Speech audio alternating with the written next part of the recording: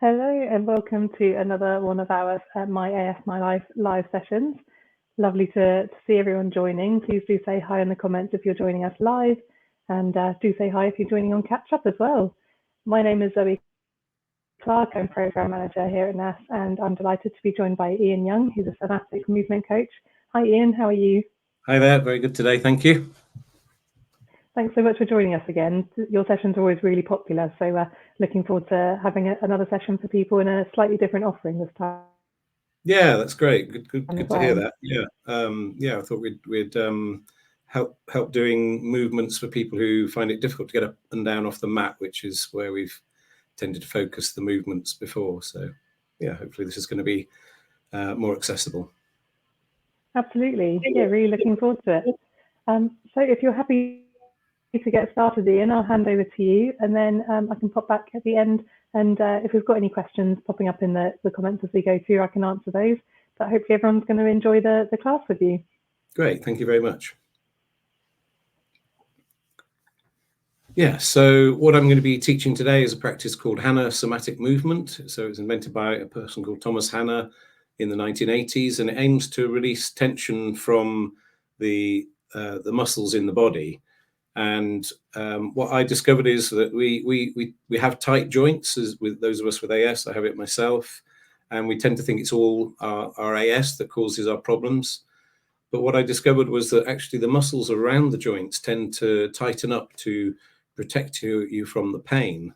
But if we actually work to release those muscles, then lo and behold, the muscles move better, but so do the joints, and the joints then actually move and feel better. And one thing about this condition is that, the more that we move, the better we are generally. So I used a walking stick for many years due to really bad hips, and I discovered that by unwinding all the tension around the hips, I was able to give up using the walking stick. So I'm hoping that kind of inspires you to understand that this process can really make changes. I have lots of people with AS come to my movement classes online every week, and they get loads of benefit from it. So I'm hoping that you will do too today.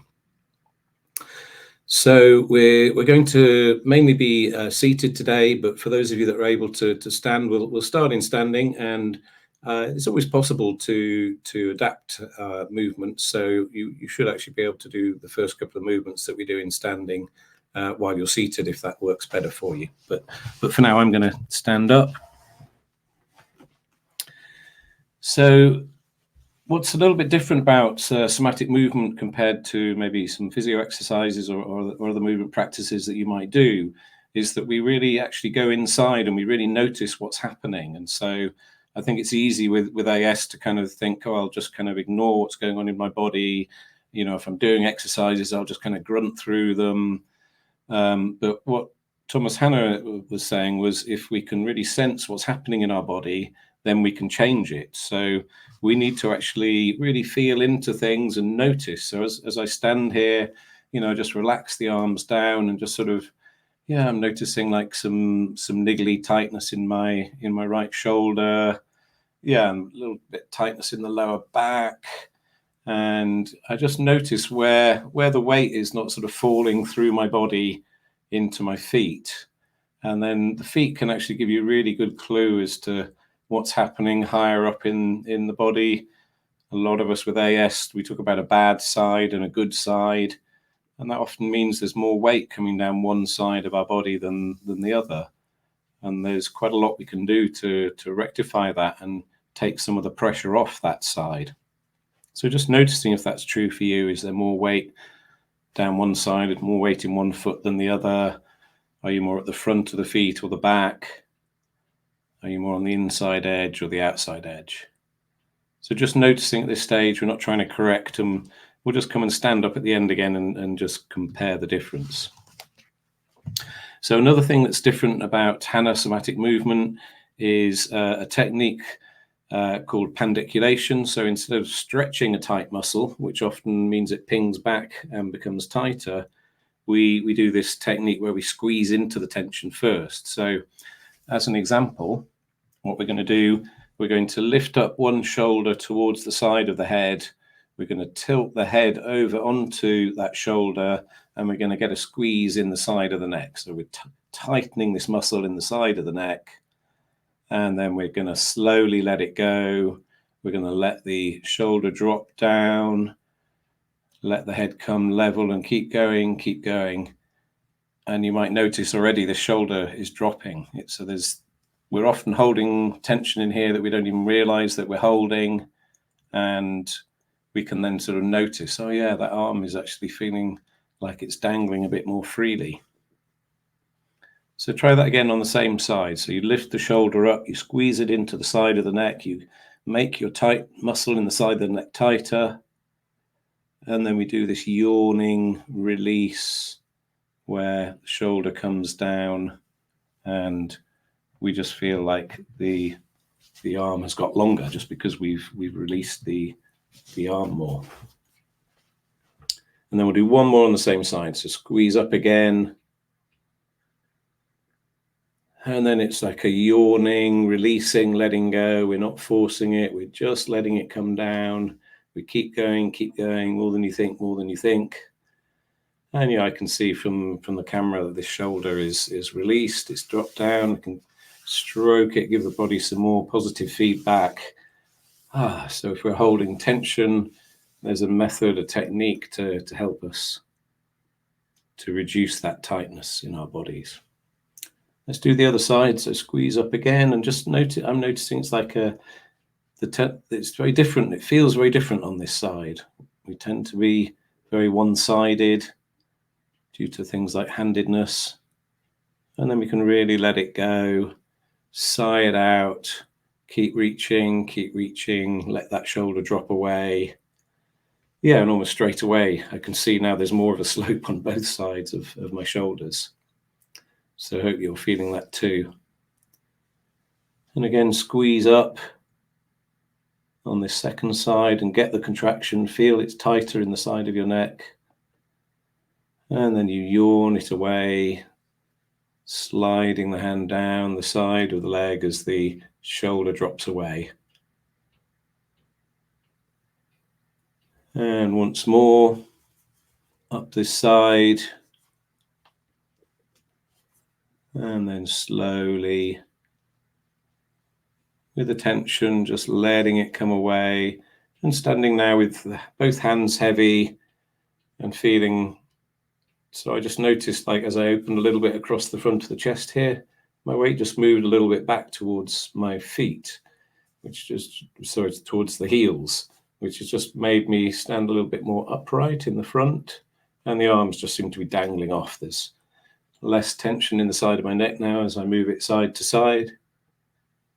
So that's an example of a technique we use all through the body to squeeze into tension and then release. But let's also just work on some shoulders. So we're going to squeeze forwards with the shoulders and then breathe in. So we tend to, in somatic movement, breathe in when we open. So there's more space, the chest is lifting, there's more space to breathe into the chest. And then sigh out, you squeeze the air out of the chest as you roll the arms forward. Breathe in to bring them back. Breathe out to bring them forwards. And then just roll the shoulders around.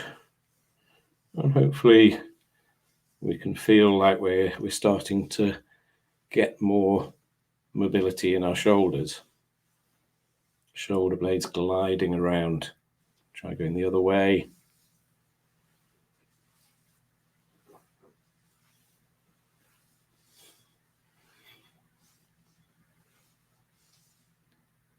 And then just relax the shoulders down again. And you might notice that the shoulders are kind of dropping away from the ears on each side. A lot of us tend to hold our shoulders up here. When we get stressed, these muscles respond, get tighter, brings these shoulders up, and then the shoulder joint doesn't function as well when they're in that position. Let's just do a little bit of work on the feet. So if you need to just hold on to a table or something, I'm just going to come up onto my front of my foot, come up onto my toes, lifting myself up, and then slowly come down, rock up onto my heels, So we're actually tightening the muscles in the back of the leg as we lift up onto our toes, and then we're slowly releasing them as the heels come down. It's quite a simple movement. And then we rock onto our heels, lift the toes off the floor, tightening the front of the leg, and then lengthening it. So we're just doing a gentle rocking backwards and forwards just to slightly change how we're making contact with the feet, and just release down the front and back of the legs. So this is the last one we're going to do in standing. So just pacing it for your body. The soma in somatics is the body as experienced by you from the inside. So I can't know how it feels to be in your body. So you can really just listen to what's going on for you and work within your comfort. So just land one more time. And again, you can notice the weight in the bottom of the feet and the contact. Just notice if it feels any different. So I feel like the point of contact is more in the middle of the foot now, not at the front or the back. And then we'll come to sit down on a chair, so preferably an armless chair, just because it's going to be easier for us to move. Just going to adjust the camera so I'm in shot. There we are. So again, once we're seated, we can just notice things again. So we can feel the contact at the bottom of the feet. You might notice it's easier to bend one knee than the other, for instance. You might notice that the one foot is pressing down into the floor more than the other. And then we're also sitting on the sit bones, they're called, the two bones that we actually sit on, and just seeing if you can feel what's happening there. Is there much point of contact? And it gives us another place to do our pandiculation from. So we're going to do some work on the glutes, those muscles in the bottom. And if you've not done this before, it might be a bit of mental work to try and work out how to get the muscles just on one side of the bottom to fire up, because that's what we're going to do next. So you're going to squeeze the bottom on one side, and it can take a little while. So I'm starting to squeeze. I'm noticing something's moving underneath that side of the bottom, and it takes maybe all of this time for me just to get one squeeze. And so now that side of my bottom is tight, and then I can just slowly see if I can let it go. The letting go needs to be done slowly. That's where the muscles let go and lengthen. And I'm just slowly letting go of that one side. And it's taken me that long to then let go. And immediately I start to feel like I've actually sunk more onto the sit bone on that side that I was squeezing. And it's strange. When you start to do this work, you then really notice like that feels like it's more supporting me. It's more connected to the chair, and the other side just feels like it's not really resting properly on that side. So sometimes we notice these habits that we hadn't even realized that was happening in our body. And so that's why it's really important to actually do the noticing and not just kind of ignore what's going on inside, tempting as that is with this condition. So let's squeeze again on that same side, fire up, and maybe if you've done that once, it gets a little bit easier to work out how to fire up. And then just release it again slowly and sink into, taking me that long. And again, now I feel really lopsided. I feel like the weight is really going into the side that I've been squeezing, and also I'm noticing more contact at the back of the thigh on this side now as well. So I feel really, really wonky. So the brain actually really loves to learn from this contrast. It can really kind of notice and go, oh, right, I feel like I'm sitting on two different levels now. So it's just telling us that, okay, we're holding tension here that we don't need to be, and it's actually starting to feel much more connected and functioning on that side. So we'll do another one. We'll do the magic number 3. We'll do squeeze again on this same side. And then once we've fully got that squeeze, we're going to let it go one more time. And yeah, I noticed sort of this is the side I'm squeezing. The shoulder is kind of dropping on this side as well, just as everything seems to align and connect a bit better. And I can really sort of feel the softness and ease around that sit bone on that side. And now I can really notice the kind of disconnect, and I can't, almost like I can't get the weight into the other side of my bottom at the moment, sitting on the chair. So I'm going to do it again. I'm going to squeeze again. And again, the first time you do it, it might take quite a while to get a squeeze.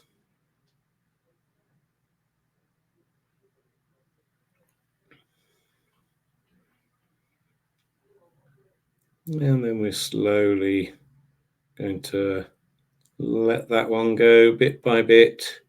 There's quite a few different muscles in the bottom. There's 3 different glute muscles and the piriformis. So there's quite a bit to fire up in. We're really using the brain in somatic movement as much as the muscles. So we're really firing them up and noticing. And I can feel the softening around the sit bone on this side is starting, but it hasn't really gone that far yet. I need to do it again. So squeeze once more.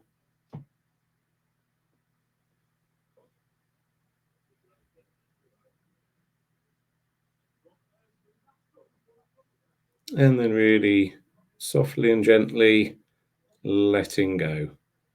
So rather than trying to really force anything, we're really working gently, and I can feel like my weight is starting to shift a little bit now. So I'm feeling a little bit more in the center. But I'm going to do the third one on this side as well to see if I can really even myself out, squeezing it tightly as I can. And then slowly letting it go. So it may feel like you're hardly doing anything. You know, it's not hugely difficult. A lot of somatic movement isn't hard work. It's much more gentle and accessible than you might think. And we're just working out how to get our brain to function with the muscles, to make them tighten, and then to soften. So hopefully you can feel now like the two sides of you not only are more even, but I actually really feel like I'm sort of supported, and I'm sitting on those bones now, and the muscles aren't having to work quite so hard just for me to sit here. And then there's another example of this technique which we can do, which will just sort of demonstrate the difference between this and stretching. So what I'm going to do is I'm going to reach one of my arms up by the side of my head, and I'm going to take hold of it with the other arm. And the first thing I'm going to try and do is just really try and stretch it. So reach it up even further. And yeah, that kind of goes a little way, and then it feels like it won't do any more. So now what I'm going to do is I'm going to resist with the hand that's holding the arm, and I'm just going to encourage the shoulder blade down the back of my body. So I'm contracting this muscle more.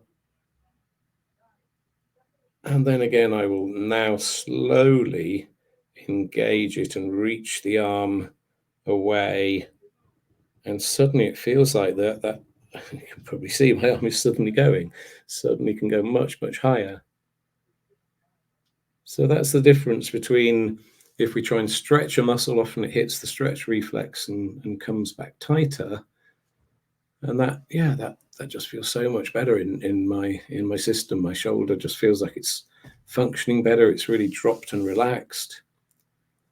So let's do the same thing on the other side. So reach up the arm, just lift up so you can see a bit clearer what I'm doing. So I'm lifting up the arm, and I'm trying to encourage it with this hand that's gripping it at the wrist, and I'm trying to stretch it. Oh, it feels really tight around my shoulder blade trying to get it, and it's not going. And so then I'm going to bring the shoulder blade back down the back of my body. It's just a small movement, but you'll probably feel it tighten around your shoulder blade. And then reach again. And there it goes. It lets go. And I honestly couldn't do that a minute ago by pulling on this arm.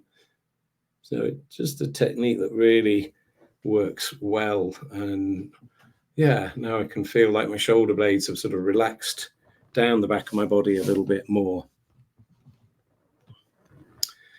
So we're going to do a movement now just to show the connection between the whole of the body. So it's again, it's one where we're going to tighten muscles and release them.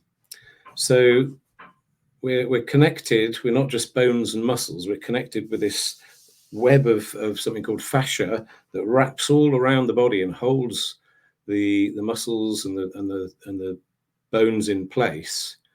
And there's lines of these fascia that go all the way. So we're going to work with one that goes all the way from the foot up to the neck. So we're going to start just by, within your comfort level, seeing how is it for you just to bring your chin to the chest and then gently, not forcing it. How far can you look up and look along the ceiling? So that's as far as I can comfortably look at the moment, and just see if you can kind of line up the edge of your vision where maybe there's a mark on the ceiling or something. You can see how far can I move my neck. And then what we're going to do, surprisingly, is actually work with the feet to see if we can release our neck. So I've got my left foot on the floor. I'm just going to slide it forward so the front of the toes come up, and then I'm going to curl the toes forward, and I'm going to hold them as tightly as I can in this forward position. And so because we're doing a release for the fascia, we just have to hold it a little bit longer than we were doing for any of the previous movements. So it just takes a little bit longer for all those layers of fascia all the way up from the toes up through the foot, the leg, to go all the way up to the back of the neck. And ultimately this line of fascia wraps around the eye socket. And then I'm going to put the foot flat on the floor, and I'm just going to pull the toes up towards me and hold them again. And I always, whilst I'm doing this, I always like to sort of play the somatic movement game, if you like, and see where can I feel it. So where can I feel that pulling the toes back? I can feel it in the calf muscles. I can feel something happening in my thigh. There's actually a bit of a squeeze going on around my sit bone. And I've been doing this work for many years, so I can sort of feel it now starting to go up the back of the body and even into the back of the neck. So it's a real journey of somatic awareness to do this movement practice regularly. Relax the toes, slide the heel forward so that the front of the foot is in the air, and we're going to curl the toes forward again. We'll do one more each way on this side.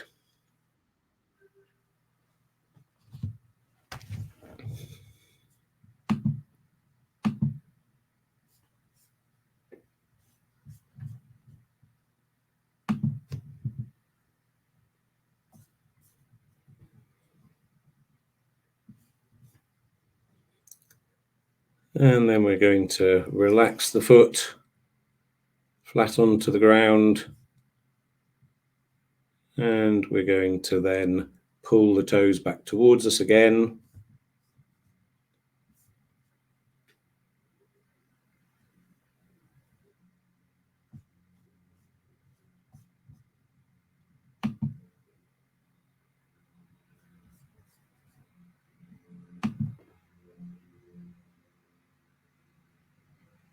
And then just relax them for a moment. And then we're going to just gently look up again. How is it to look up now? And yeah, I can feel it's a little bit softer on this side of the neck, and I can look a little bit further up towards the ceiling. So let's do that on the other side. So we're going to slide the heel forward. And first of all, we're going to curl the toes forward as well and hold for up to 30 seconds is usually considered a good thing to do. So I'm holding them and yeah, just being curious about how does it feel on this side compared to the other side. Maybe it's easier for you to squeeze the toes on this side, maybe it's harder. And we're always trying to tune into that difference between one side and the other to notice.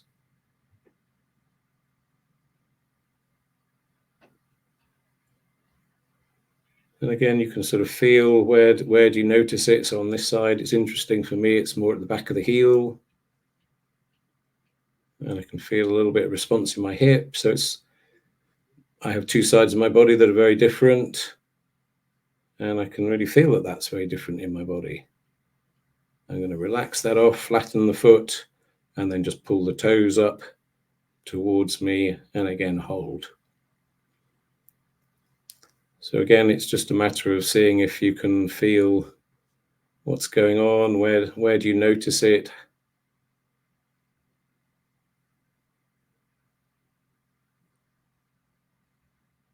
And that journey of somatic awareness can also be a journey of somatic releasing. So lowering that foot, slide the foot forward so the toes come into the air, and then we're going to curl the toes forward and hold again. So it may feel a gentle, accessible practice, but what I've discovered in not only my body, but also those that have been attending my movement classes online for many years, they've also noticed that tiny layer by layer improvement each time they do it ultimately leads to quite significant changes in how they feel and move. And the majority of people who attend my classes also have AS themselves, and they get a huge benefit from it. So flattening the foot again, one more. So we're going to pull these toes back towards us once more, and we're just going to see how that's going to feel. So this is a real indication of how the body is connected. We're using the foot to release the tightness in the back of the neck. So we can flatten the foot again, and then just really again gently looking up, and yeah, I'd say I can see an extra foot along the ceiling. So I've really released some tightness in the back of my neck, and I hope you're feeling that benefit as well. And it's the one that always surprises people most, I think, of the somatic movements that we do, that we can use our feet to release our neck. But we also really work with the connection between the pelvis and the head. So the more we can move our pelvis, if we've got a stiff neck, the better the neck moves. And the more we move our head when we're doing certain movements, the more the pelvis will move. So we're going to work with those two things next, actually. And we're going to do movements that I typically teach lying on your back, but actually they're movements that you can do in sitting or in standing as well. So what we're going to do, you may be, I've been to classes where we've sat in a chair, and we've always been told to sit away from the back of the chair.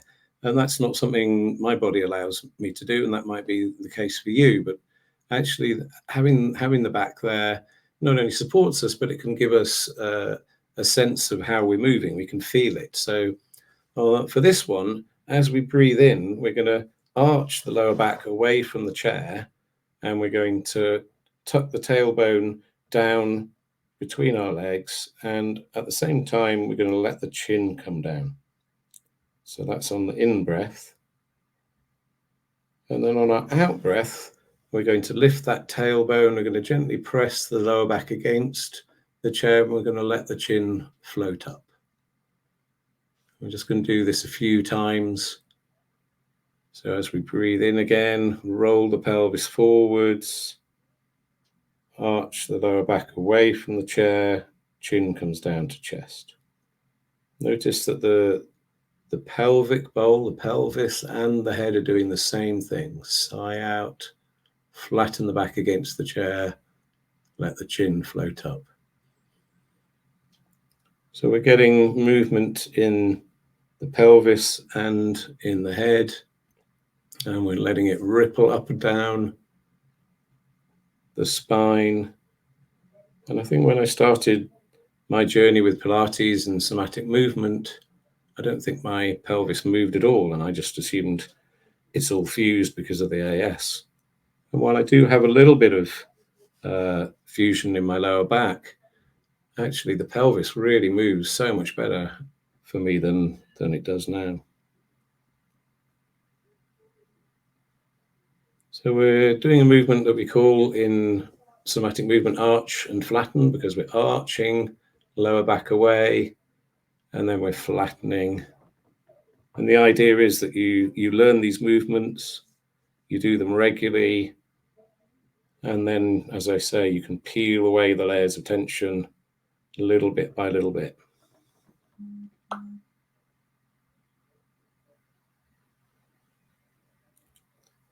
And then we can carry on doing that same thing, but we can just add a little bit to it. So as we breathe in, again, we're going to arch the lower back away from the chair.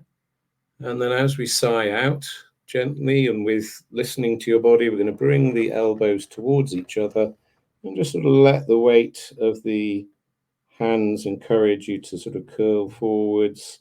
The back's flattening against the chair still.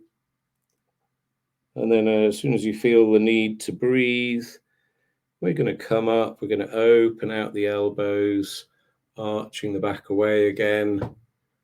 So this is now arch, we're arching the back, and then we're going to curl forward. So this one is called arch and curl, curling forwards. As you sigh out, squeeze the air out. Most of the breathing patterns are fairly obvious. It's quite hard to breathe in as you go down there, but as we've expanded the lungs, we've arched the back away again, we've opened out the elbows, sighing it forward, the elbows come forward.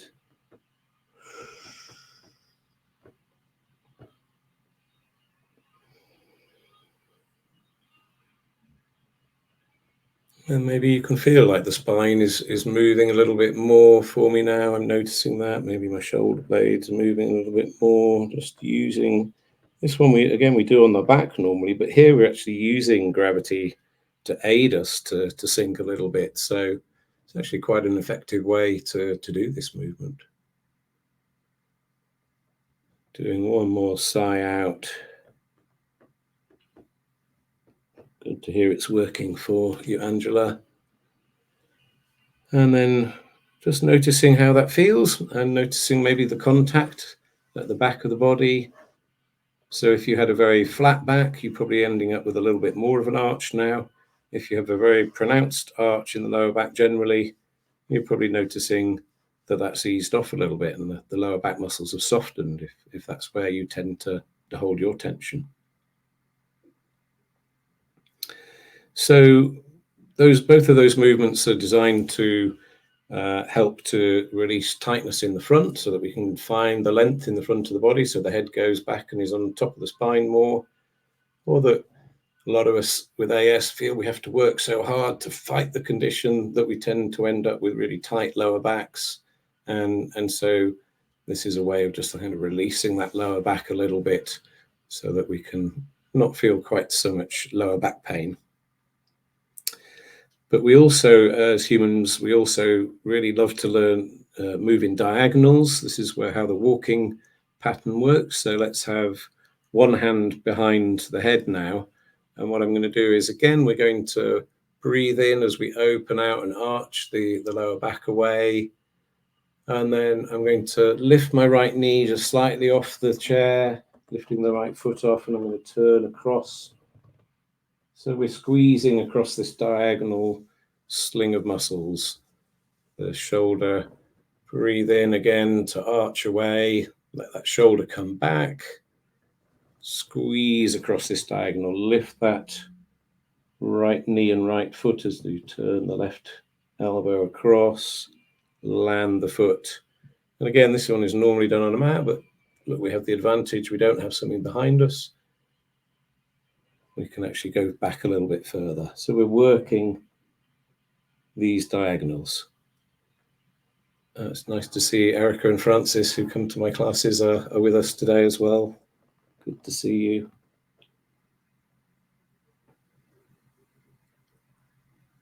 And then we can just pause a moment and just notice how that feels. I notice like that shoulder is actually sitting further back. It's pressing more into the back of the chair now. It's not always so obvious with the sidedness when you do diagonals, but it is important to do this diagonal work, because one of the things that suffers with AS is this natural walking pattern, the rotation. Not only us, but many people in society tend to have lost this ability to rotate the upper body, and it's a really key part of our walking pattern.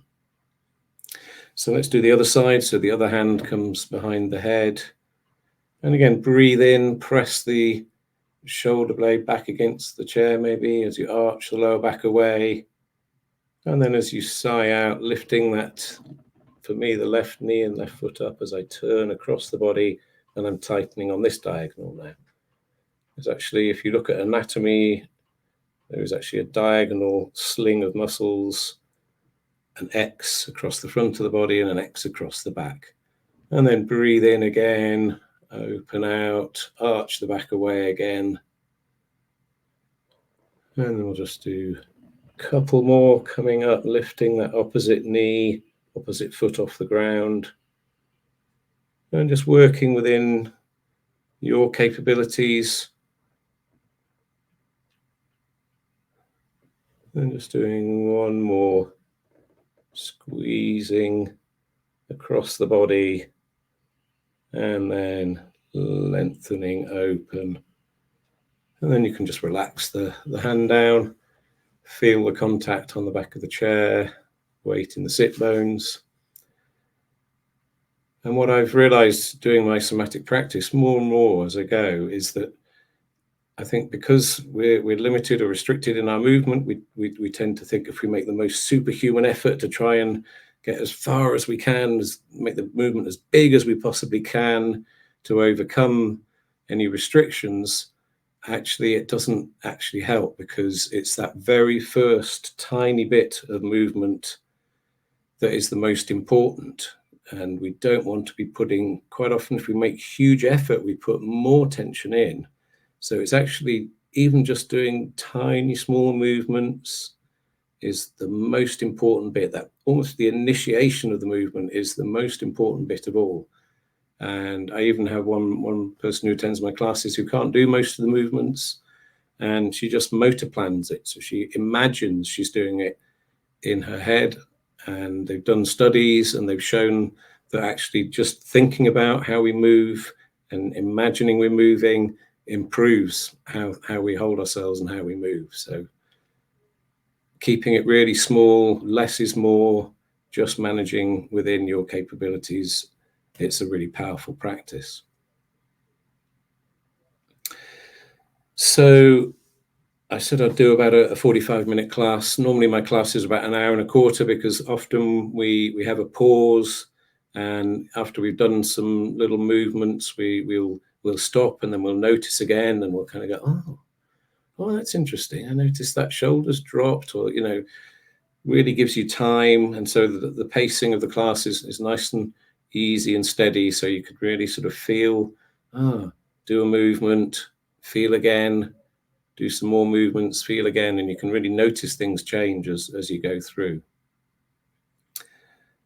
And then we tend to finish with a kind of movement that integrates together all of the different movements. So I've not tried this one in a chair until today before, so let's see how we get on. So I'm going to have my arms straight out from the sides, and what I'm going to do is I'm going to rotate. I'm just going to move it so you can see the end of that arm. I'm going to rotate the whole of the arm so it goes forwards and then rotate the whole arm so it goes backwards. Forwards again, just so you can see, and then backwards. And then I'll do the same on the other arm. Forwards, and the shoulder comes forward. The whole of the arm is rotating, the wrist, the elbow, the shoulder, rotating back, the shoulder presses back against the chair again. And then the idea is we do one in one direction and the other in the other direction. One goes forward, one goes back. So you'll see you're wringing out your shoulder muscles from opposite ends. And then you can start to turn the head to look at the hand that's turning back. And then just gently move the knees slightly the opposite way to whichever way your head is going. So just sort of shuffle the knees slightly to the side. So this is all of the different parts of the body moving as one, integrating. Any of that bits of releasing we've done on the diagonals, the front and the back.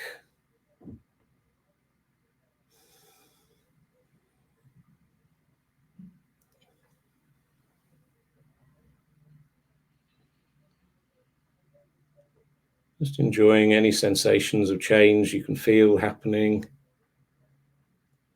And then just relaxing the arms down. A little bit more hard work, that one, in a chair than lying on a back.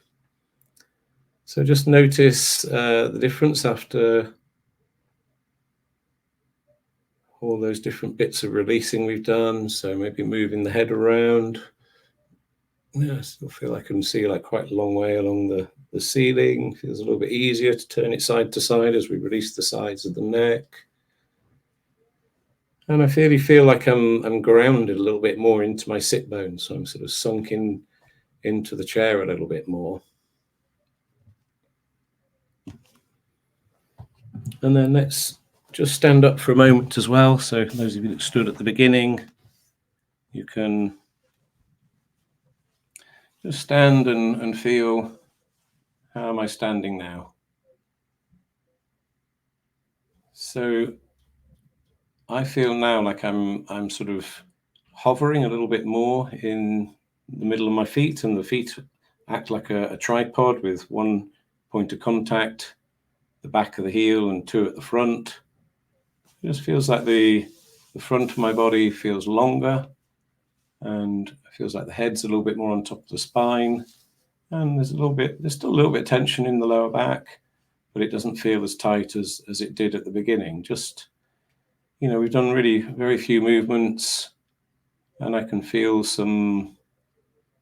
you get these little tingles around the areas we've been working, where like your sensory nervous system has just been woken up a little bit, and there's maybe a little bit of new information coming in. So yeah, there's something softened and getting a sort of bit of feedback around the shoulder. Lower back muscles feel warm as though they've been worked. And I'm just feeling like I'm just standing a little bit better stacked, and like the legs are supporting the torso better, and I can really feel the grounding and supporting in the feet. So I hope that gives you a good sense of how this practice works, and that you got some different sensations, and you maybe feel like, oh, actually maybe I don't have to work so hard to actually make changes in my body. I can do some fairly simple, gentle movements, and they will really effectively change how I feel and ultimately how I move in my body. So I'm going to finish it there, and I hope you've enjoyed that little taste from me today. Hi, Ian. Hopefully you can hear me. That was fantastic. Thank you so much for that session. That was brilliant. And I can really feel the difference. I was practicing along with my camera off. Yes, but, good. Yeah. Personally, it was amazing, the foot movements that then could change how much you can move your neck. That was just amazing, isn't it? Yeah. It's a real really problem area for me. So it was lovely having something that was so gentle that made such a big difference. Yeah, and I think it's great, you know, if you are someone who has to work at a desk a lot or a computer, you know, that's something you could even do, you know, even if you're in the office, no one else needs to know what you're doing with your feet, really. Yeah, You could just be doing that and then feeling better. If you've got to, you know, a lot of us spend a lot of time hunching over computers, and it does actually shorten the front of the body. And so, yeah, it's nice to have little things like that you can do. Um, Nobody even needs to know you're doing them at your desk, and helps you to feel better and move better. that's Yeah. a great idea. I'm going to stick a post-it note behind my computer to remind me to do that a couple of times a day. That's brilliant. It'd be great to hear from anybody else who joined in live, or if you're watching this on catch up, pop a comment in there and let us know how you're feeling afterwards. We can see that Frances joined live and really recommends your classes, and Angela as well. So she's going to carry this on because her and her husband both have problems as well. And Frances was able to do them even with a broken ankle and a boot, so that's good. Yeah, Everyone Frances really was great. She came to my class yesterday, and even with a broken ankle, she was still able to get a lot out of the class. And we were working a little bit with we used little spiky balls, and we found something that worked really well for her to help release tight calf muscles. Which, you know, the problem is you have a you know, a boot to help you with a broken problem on your leg, and it just sends everything else haywire, doesn't it? So if we can do something just to keep it a little bit more, you know, released and not tightening it up, then it'll just help so much as you recover, really. Yeah. absolutely. And I'm just going to check the comments over on Instagram as well because they don't pop up in the chat that we can see here. But Siobhan says, thank you, really good. My first time trying this, but the exercise at the end especially. Wow, thank you. And we've got Hodgins saying thanks for the class as well, their first time as well, and Kay Milnes. And we've also got someone asking if the classes are available to join on a regular basis. So do you want to let everyone know about those? And I'll pop them the details in the comments afterwards as well. Yeah, certainly. So I run 3 classes a week online, pretty much all year round, and there's 1 in the morning and 2 in the evenings on Monday and Tuesday. So yeah, if you're interested, get in touch and come and try first class for free, see if it works for you. But yeah, great to hear from people that the ringing at the shoulders is good, and they're getting, you know, just a little snippet today. So hopefully they've sort of seen and felt. And I think that's why I love this practice so much. I kind of grunted my way through physio exercises all my life, and I sort of thought they must be doing me some good, but you can't really feel it. Whereas with this practice, I think why it becomes its own reward mechanism is because you can actually feel it working, you can feel the differences, and therefore it makes you want to do more of it. And that's why I found this so helpful. It's not so hard to make myself do it because I actually enjoy doing it. Yeah, absolutely. And I love that when you do one side first, you feel so wonky afterwards because you can feel that immediate change. It's amazing. Yeah. And then that other side feels really weird, and that's your normal. So it really is kind of revealing something that you didn't know about yourself, and probably thought you couldn't change. And that's what I always think is I just want to give people with AS hope, because I think there is a lot you can do with this practice to help that pain and stiffness. Yeah. Absolutely. That's been fantastic. Thank you so much. And it's lovely seeing everyone's comments coming in. They found it so useful, and I'm sure lots of people will watch on catch up as well. So everyone who's been watching on Instagram, the recording doesn't stay on our Instagram page, but it will be on our YouTube channel and over on our Facebook page as well. And I'll pop all of Ian's details in the description on our YouTube channel and Facebook page. So head through either of those and you'll be able to find his live classes. And we've also got a few other sessions from Ian in our exercise playlist on YouTube as well. So Yeah, to try out. We were doing it in a chair today, but all the other ones I've done with you before, we've done some in standing and then some down on the mat, which is where they were designed to do. So if that is accessible to you, then you can have a go along with those as well. That's brilliant. Thank you so much. So yeah, thank you everyone for joining live, and thank you for your time today, Ian, for another fantastic session. Always a pleasure. Yes. Was there anything else that you wanted just to mention to anyone before we finish up? No, I don't think so. No, that's good. Okay, perfect. Yes, I'll pop all the info in the video descriptions, and also a link to our My AS My Life webpage where you'll be able to look at any of the upcoming Facebook Live or live streamed webinars, and get details of those. We haven't got anything in just yet, but we've almost got something in the diary, so I'll make sure that's updated as soon as that's confirmed. So thanks again, everyone, and yeah, hopefully see you all next time.